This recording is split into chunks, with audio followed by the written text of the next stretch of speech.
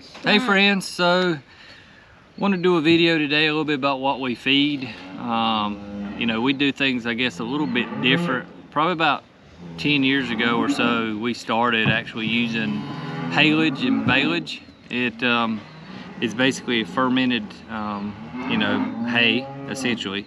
You basically cut it and wrap it, and then of course all the oxygen is consumed inside the bale, and so it's fermented. Originally, you know, not knowing anything about really nutrients or anything like that and the quality of the feed, I honestly did it just from a convenience standpoint. You know, we didn't have a lot of shed space to put a bunch of dry hay, and you know, we're feeding probably 550 bales a year now, and working a full-time job, I needed a way to be able to cut hay and get it up fast. And you know, taking off of work to ted hay, rake hay, you know, after mowing it and then baling it, and then you're depending upon the weather and thunderstorms, etc. I just was like, man, there's got to be a better way. And so that kind of got me researching what they were doing in Europe from a haylage standpoint.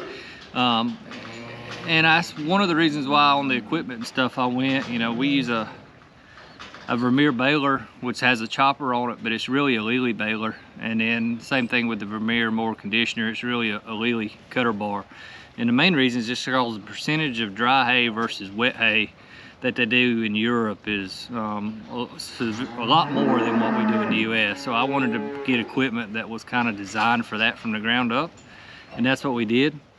So it adds a little bit of cost, probably about $4 or $5 per bale to wrap it in plastic, but you know, I'm able to come in on a Friday and mow hay, and on Saturday I'm able to bale it depending upon the weather and wrap it, and then Sunday I put it on a trailer and I get it all home. And so for somebody like me who's working a full-time job, it's kind of a convenient, fast way to actually get your hay up and not have to be so dependent upon the weather. And that's why actually the original reason why we done this. The side effect of that is you get a lot better forage. We plant a lot of annuals. You get a lot more tonnage per acre doing it this way. And then we got feed test back. We always like to try to get some samples to know what we're actually feeding the cows. So Ashton, what do we got here? We got crude protein is what?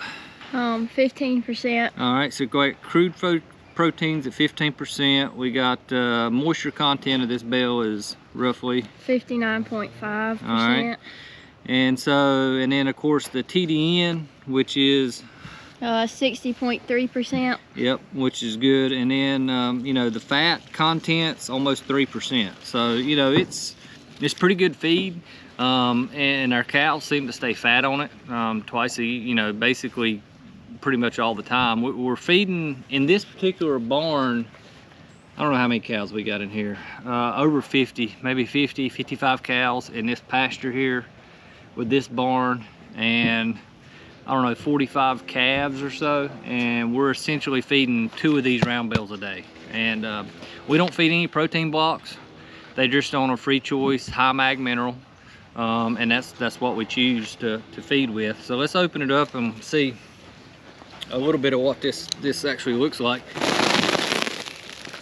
And this particular feed that we're doing right here is pearl millet. So this is, we generally go in the fall and I'll plant ryegrass, and I usually get 2 cuttings of ryegrass, and then we'll go in and we will do a burn down on those same fields and then plant pearl millet or sorghum Sudan grass, some people call it Sudex, for a summer crop. So